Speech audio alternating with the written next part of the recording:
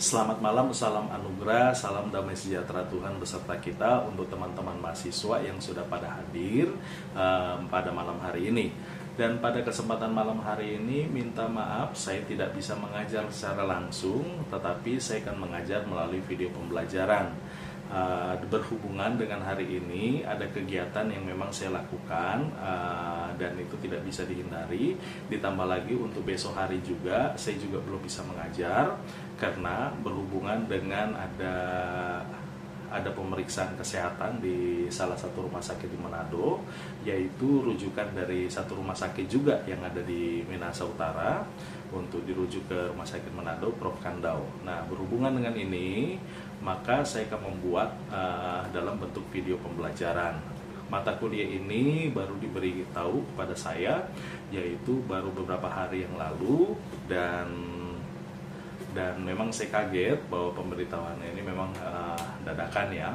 Tetapi saya menyanggupi dengan beberapa hal bahwa saya akan membuat video pembelajaran. Nah, kenapa saya menyanggupi untuk di dalam kesempatan minggu ini? Karena pada kesempatan nanti berikutnya saya memang tidak bisa. Kalau misalnya minggu depan saya juga akan mengajar di kelas profesional, tetapi di perguruan tinggi lain. Terus habis itu 2 minggu depannya lagi saya rencana ada kegiatan untuk ke Luwu, dan 3 minggu depannya lagi saya kemungkinan ada di Semarang, dan 4 minggunya lagi saya juga ada di Jakarta. Jadi memang untuk kegiatan berjalan di 1 bulan ini memang agak sedikit padat. Jadi salah satu-satunya yang sedikit longgar yaitu di minggu ini. Tetapi memang walaupun ada kegiatan yang membarengi dengan kegiatan ini, tapi ini waktu yang bisa digunakan. Dan pada kesempatan malam hari ini kita akan belajar dalam mata kuliah studi perjanjian baru.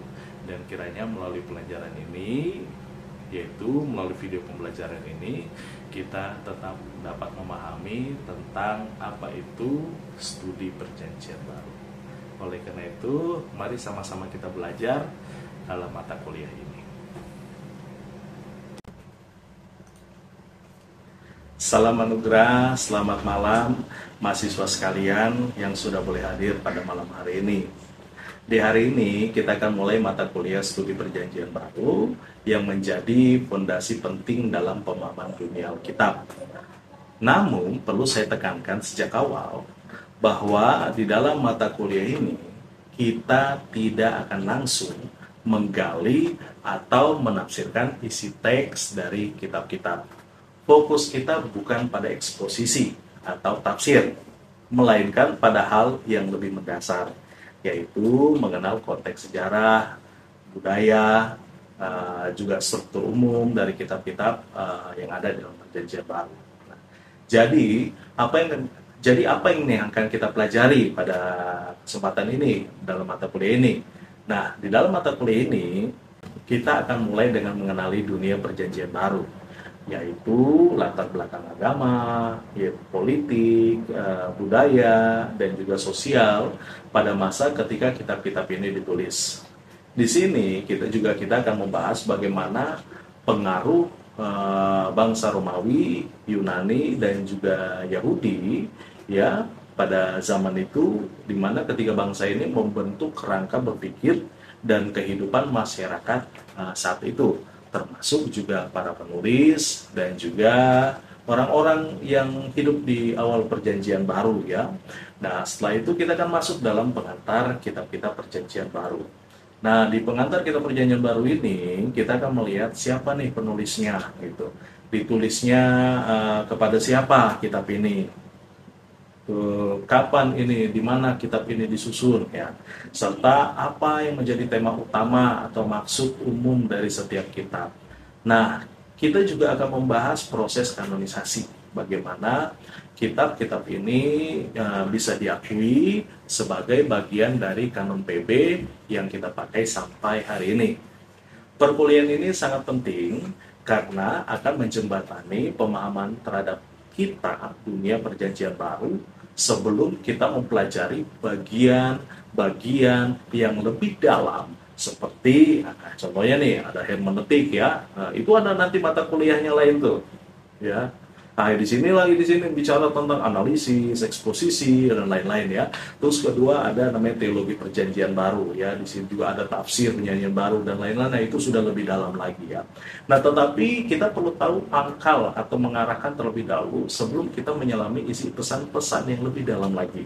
Maka perkuliahan ini adalah awal, jadi seperti peta awal lah, atau blueprint ya, yang akan membentuk kita untuk memahami jalur dan konteks di mana pesan-pesan Allah yang dinyatakan. Nah, dari saya berharap bahwa teman-teman mahasiswa semua boleh mengikuti mata kuliah ini dengan semangat, ingin tahu dan juga mau menggali konteks. Kenapa? Ya karena ketika kita memahami tentang latar belakangnya, maka kita akan lebih siap di mata kuliah lain yang lebih analitis ya. Ya tadi yang sudah saya sebutkan sebelumnya ya. Itu sudah menyelami lebih dalam lagi lah gitu. Nah, jadi mari kita mulai mempelajari kitab ini dengan cara berpikir menyeluruh. Nah, jadi itu digambarkan sama seperti kita sedang menyusun potongan-potongan sejarah, budaya, dan kitab supaya nanti kita bisa melihat gambar besarnya. Mari kita belajar studi perjanjian. Di dalam video pembelajaran ini juga akan ada kuis yang harus dijawab oleh rekan-rekan mahasiswa. Nah, pada saat ini kita akan mulai dari kuis yang pertama, yaitu ada beberapa rangkaian tulisan-tulisan acak, kata-kata acak. Di sini yang sudah pasti ini adalah nama-nama kitab suci yang ada dalam Perjanjian Baru, dan kiranya rekan-rekan mahasiswa boleh menjawabnya dengan baik sebelum kita lanjut kepada video selanjutnya.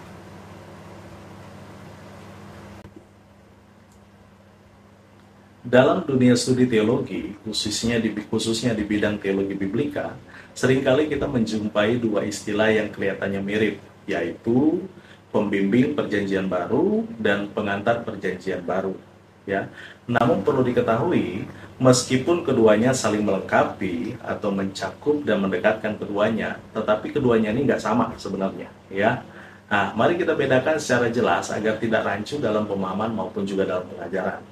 Dalam mempelajari ilmu perjanjian baru, biasanya kita tidak bisa langsung terjun ke tafsiran atau doktrin tanpa terlebih dahulu memahami latar belakang dari kitab-kitab itu sendiri. Oleh karena itu, mata kuliah pembimbing perjanjian baru berfungsi sebagai pengantar awal untuk membuka wawasan mahasiswa teologi agar terhadap struktur, konteks dan isi dari seluruh perjanjian baru secara menyeluruh ya. Nah, di sini kita akan bahas bagian-bagian penting yang tercakup dalam pembimbing perjanjian baru. Jadi ini sama seperti peta besar atau landscape sejarah perjanjian baru ya. Mata kuliah pembimbing perjanjian baru biasanya bisa dikatakan sebagai peta jalan bagi pelajar atau kompas lah dalam menjelajahi seluruh dunia perjanjian baru. Nah, di dalamnya kita akan mempelajari latar belakang sejarah, budaya, sosial, politik, agama, dan juga dinamika dunia abad pertama yang menjadi konteks kelahiran dari perjanjian baru ini. Fokus utamanya adalah dunia di balik teks, bukan hanya isi kitab-kitab PB, tetapi juga realitas dunia nyata yang mempengaruhi para penulis dan audiens dari perjanjian baru. Beberapa cakupan utama dalam pembimbing perjanjian baru itu biasanya mencakup: satu, bicara tentang latar belakang dunia perjanjian baru; dua, yaitu ada agama, ada politik, budaya. Nah, pertama-tama kita akan perlu masuk dalam dunia abad pertama tempat perjanjian baru itu lahir. Kita mempelajari bagaimana agama Yahudi juga membentuk rangka pemikiran dan harapan mesianik orang-orang pada zaman itu. Di sisi lain, pengaruh politik Romawi juga besar, karena mereka menguasai wilayah Palestina dan seluruh kekaisaran yang termasuk dalam kitab-kitab perjanjian baru. kita juga menjelaskan bagaimana budaya Yunani atau Helenisme ya menyebar luas dan memberi dampak pada bahasa, gaya pikiran, bahkan sistem pendidikan dan etika masyarakat.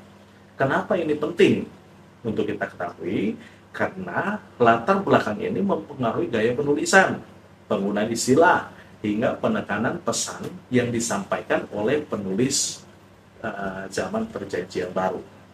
Terus berbicara tentang latar belakang kitab-kitab PB atau kanon PB, kita juga mempelajari bagaimana kitab-kitab ini dalam PB ditulis dan dikumpulkan, serta bagaimana akhirnya diakui sebagai bagian dari kanon PB. Nah, ini penting sekali.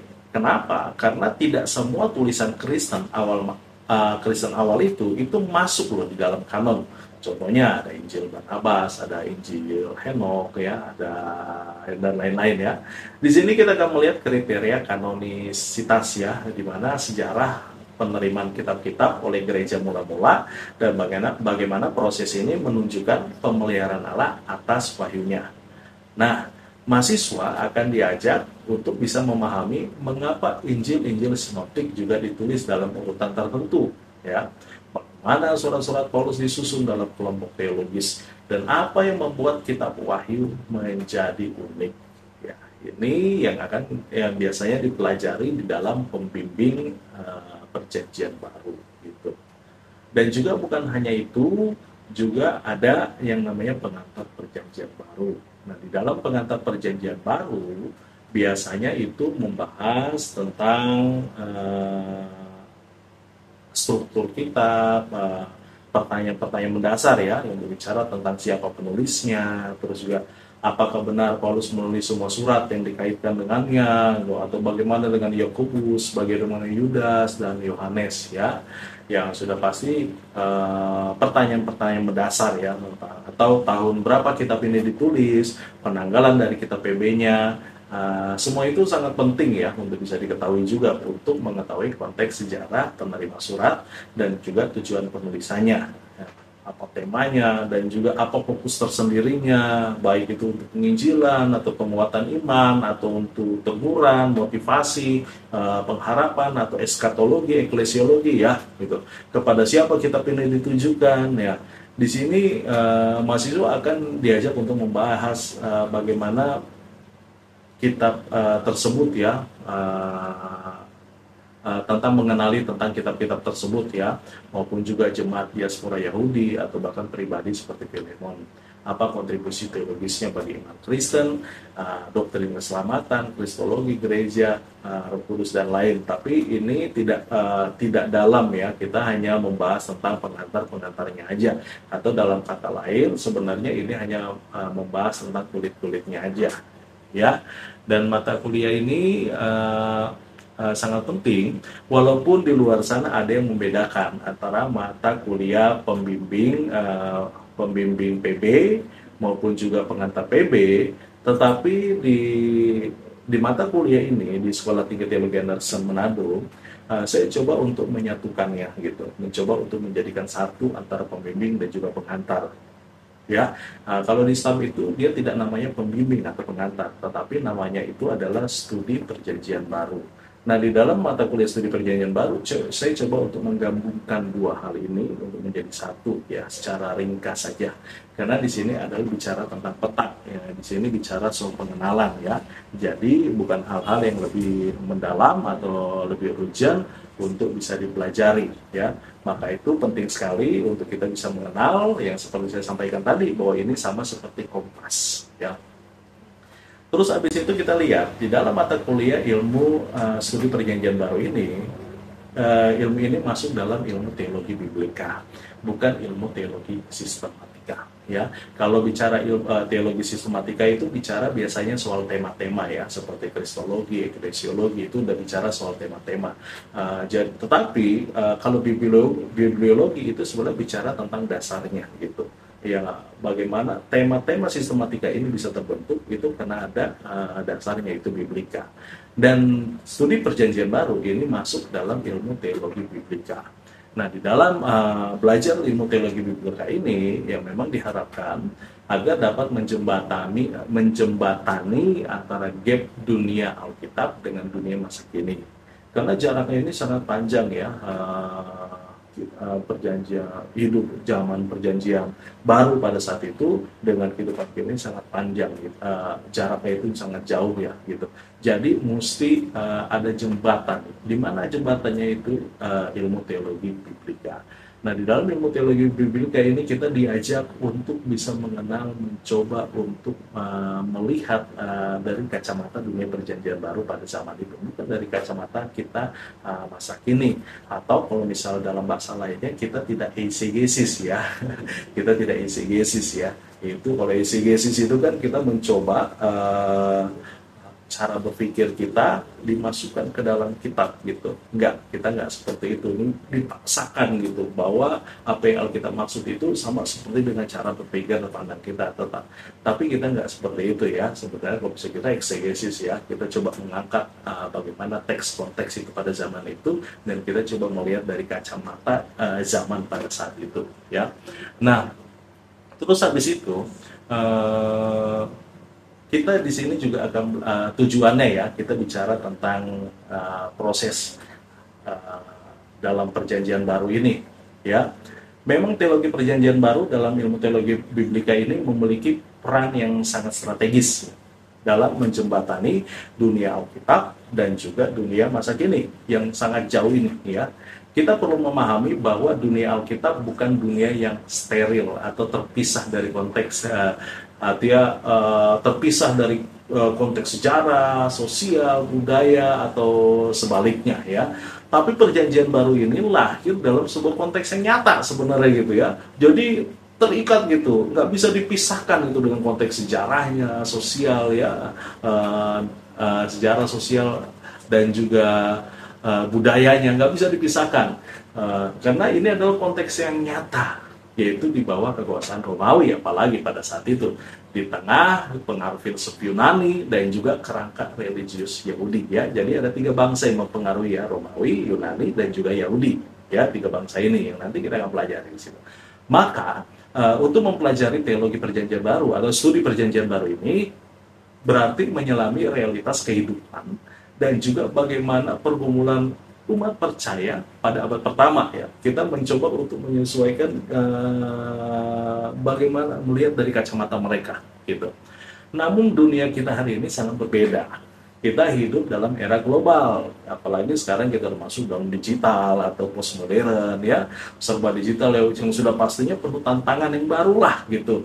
Apalagi adanya relativisme kebenaran ya, dalam arti lain bahasa kerennya itu tidak ada kebenaran yang mutlak ya, tidak ada kebenaran yang absolut ya gitu. Jadi setiap orang punya kebenarannya masing-masing ya. Lalu adalah pluralisme agama yang mengatakan bahwa semua agama sama aja yang mengajarkan tentang surga. Jadi setiap agama juga punya jalannya sendiri masing-masing gitu untuk bisa menuju surga. Itu kata pluralisme agama ya. Atau juga krisis moral. Kita lihat krisis moral yang begitu sangat riskan sekali pada zaman sekarang. Bagaimana ada ayah yang membunuh istrinya atau anak membunuh orang tuanya, bahkan juga kadang ada pembunuhan lalu dibuang. Wah, ini moral kita ini udah rusak sekali. Belum lagi ada kasus tentang LGBT-nya ya, yang begitu sangat signifikan terjadi di zaman sekarang ini pada masa kini ya. Bahkan kemerosotan otoritas kitab suci di kalangan gereja sendiri ya.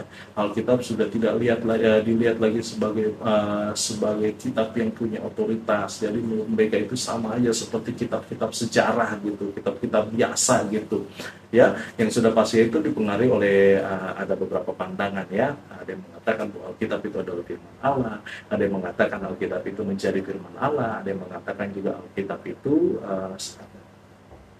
seperti firman Allah dan lain-lain. Nanti kita akan lihat ya.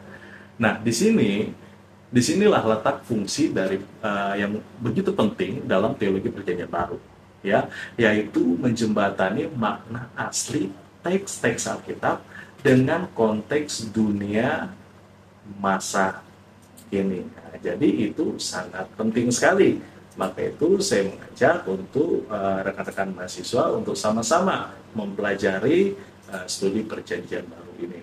Sudah pasti proses ini melibatkan 3 langkah penting. Yang pertama, eksegesis. Tadi yang sudah saya sampaikan di pertama tadi, yaitu menggali makna teks berdasarkan konteks, histori, dan budaya penulis serta audiensnya ya pada saat itu.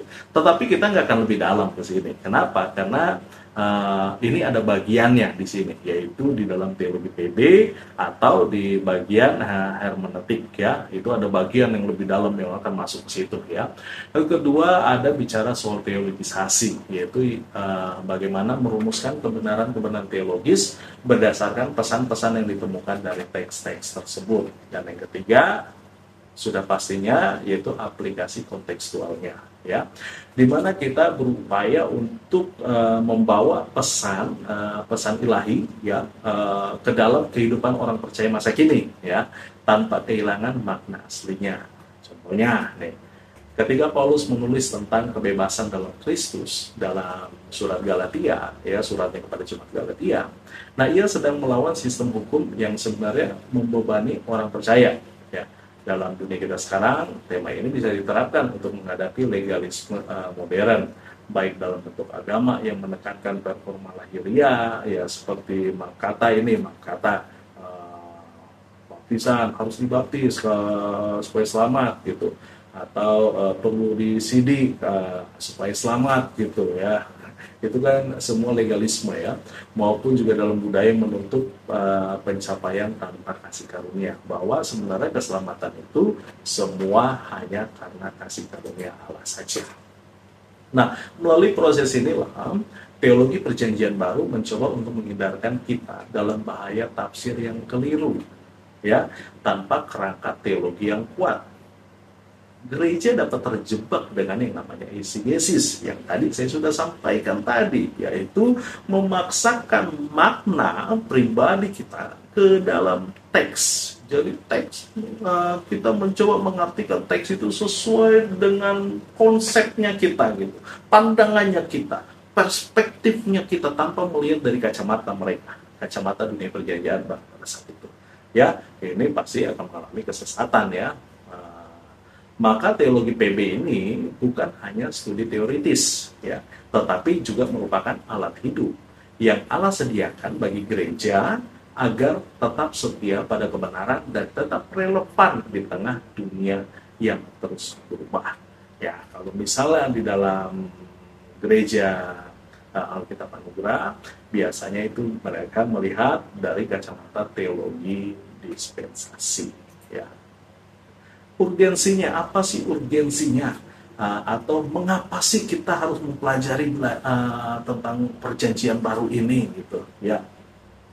Sudah pasti urgensi dari belajar studi perjanjian baru ini tetap ada ya, yaitu bagaimana kita bisa memahami latar belakang dunia perjanjian baru ya, bagaimana itu bisa membantu kita untuk bisa memahami konteks agama, politik, dan juga sosial dan ekonomi yang mempengaruhi penulisan kitab-kitab PB perjanjian baru. Dengan yang sudah pastinya dengan wawasan ini, penafsiran terhadap teks-teks Alkitab dapat lebih akurat dan tidak keluar dari makna aslinya.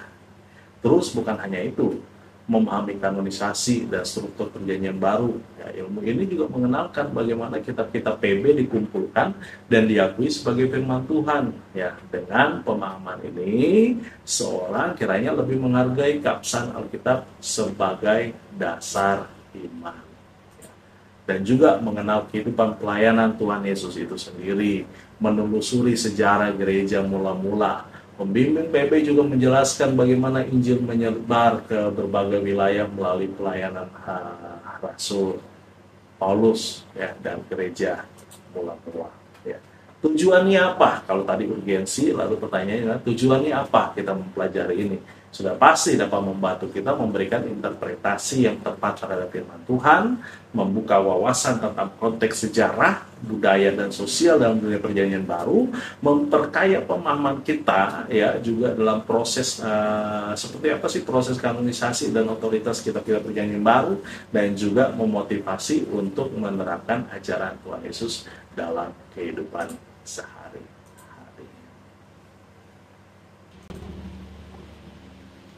Ya, sekarang kita masuk dalam latar belakang agama, ya. Di mana hari ini kita juga akan membahas tentang latar belakang agama dalam dunia Perjanjian Baru. Ini merupakan fondasi penting juga sebelum kita memahami isi dan pesan dari kitab-kitab Perjanjian Baru. Mengapa ini penting?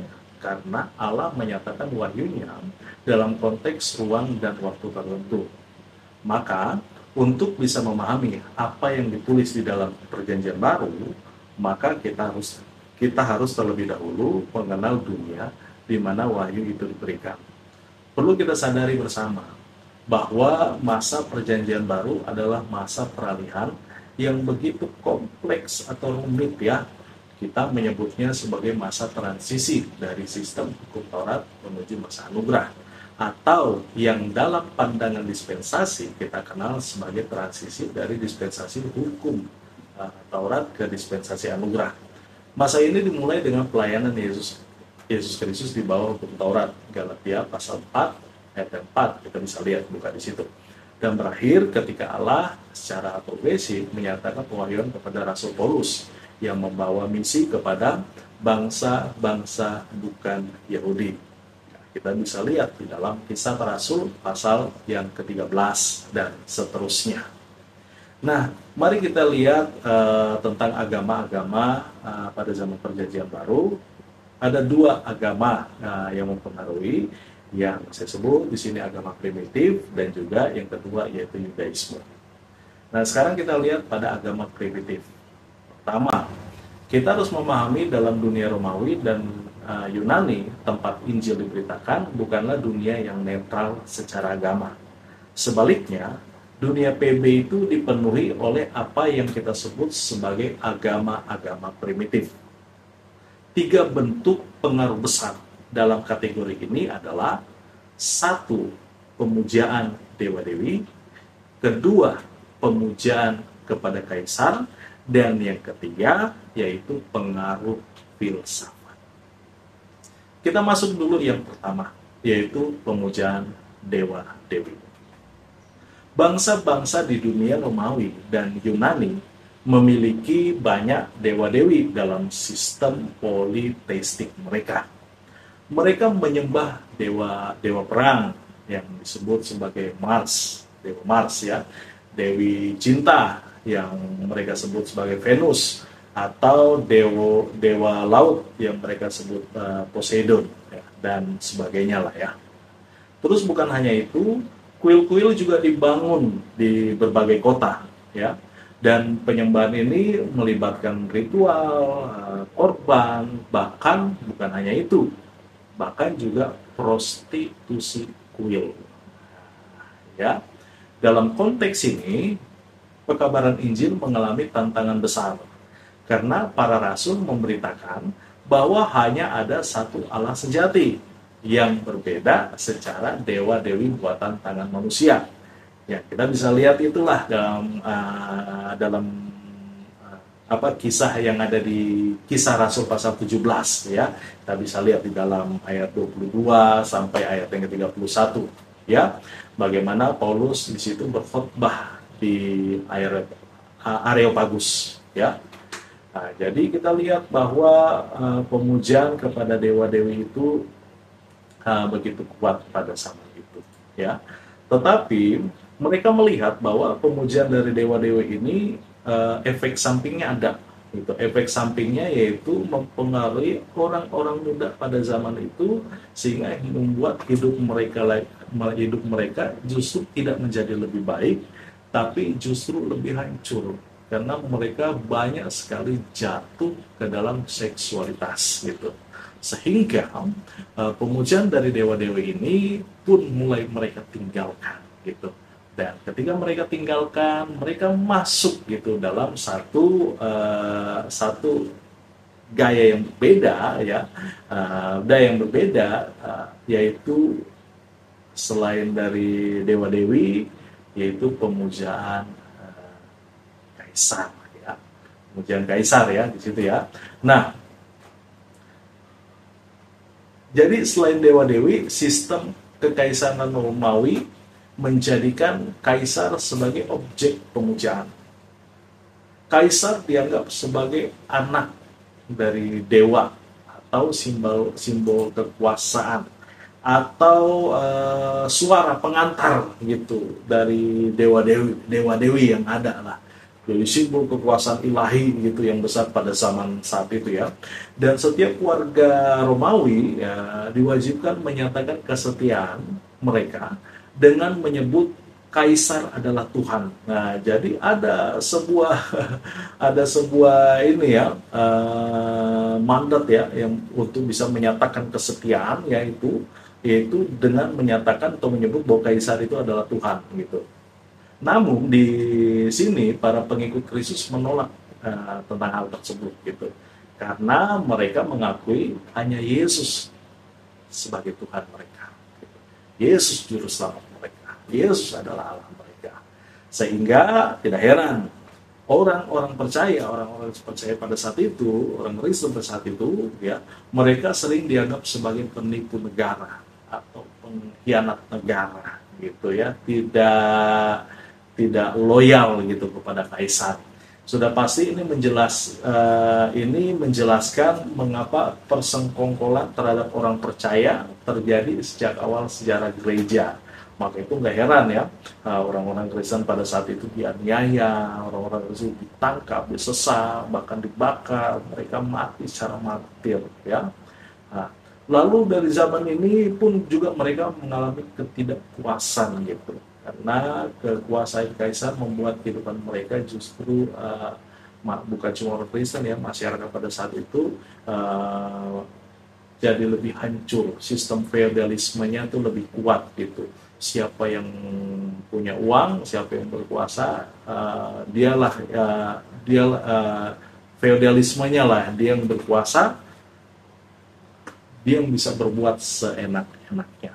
Nah, di zaman agama primitif ini, selain dari dewa-dewi, penyembah dewa-dewi, pemujaan kepada kaisar, yaitu ketiga yaitu filsafat.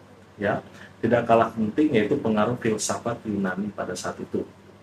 Terutama yaitu dari aliran Stoik dan juga Epikurean. Ya, jadi dua aliran ini sangat pengaruh sekali. Di mana mereka membentuk cara berpikir rasional dan juga etis, namun juga sering menolak kenyataan spiritual.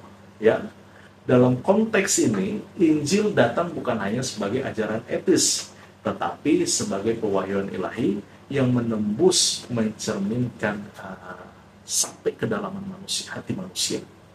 Rasul Paulus menanggapi ini secara langsung dalam surat-suratnya, seperti ketika ia menyatakan bahwa Injil adalah kebodohan bagi orang-orang Yunani. Ya, dalam 1 Korintus pasal 1 ayat 23.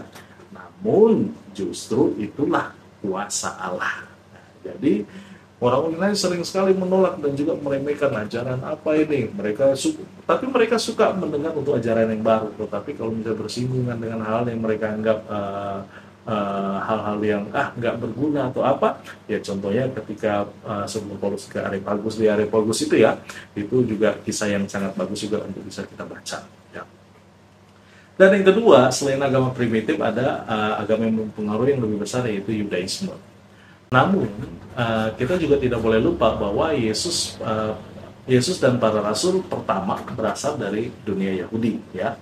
Maka Yudaisme adalah latar belakang terdekat, ya, selain dari agama primitif tadi, ya. Maka Yudaisme adalah latar belakang terdekat dari Perjanjian Baru. Tetapi penting dicatat di sini bahwa Yudaisme pada masa PB atau Perjanjian Baru bukanlah bentuk ideal seperti dalam hukum Musa, gitu, melainkan bentuk yang telah banyak dipengaruhi oleh tradisi, politik, dan juga sekte-sekte yang ada pada saat itu.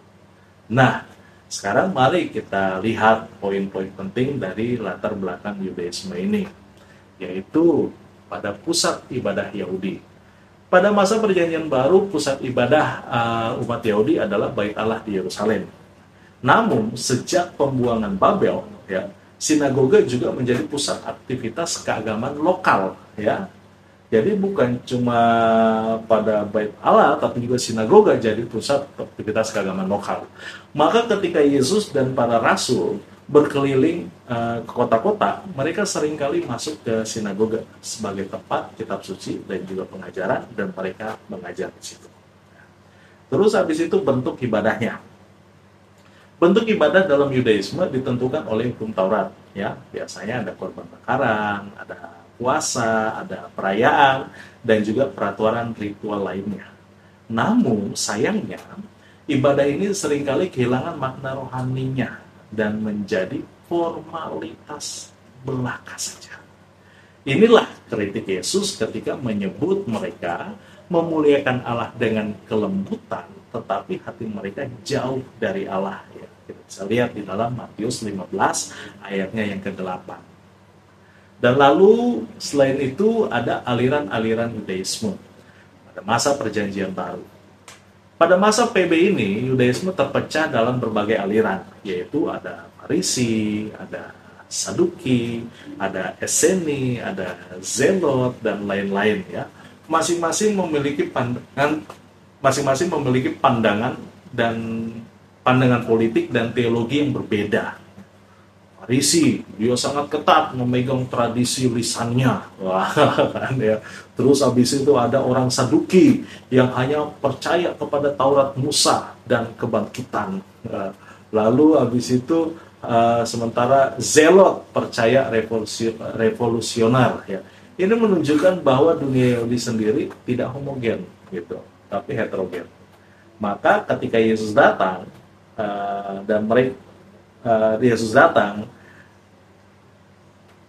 setiap kelompok ini punya pemikiran yang berbeda-beda, dengan pemikiran yang berbeda-beda, ya. Terus berikutnya yaitu ada hari raya Yahudi. Ada banyak hari raya Yahudi yang menjadi konteks penting dalam perjanjian baru. Contohnya ada Paskah, ada Pentakosta, ada hari raya Pondok Daun, dan juga sebagainya, ya. Bagaimana perhatikan bahwa kedatangan Roh Kudus dalam Kisah Rasul pasal 2 pada saat itu terjadi pada hari Pentakosta, itu ya contohnya yang bisa kita lihat, ya, di mana bangsa-bangsa berkumpul di Yerusalem. Itu bukan kebetulan, melainkan adalah penggenapan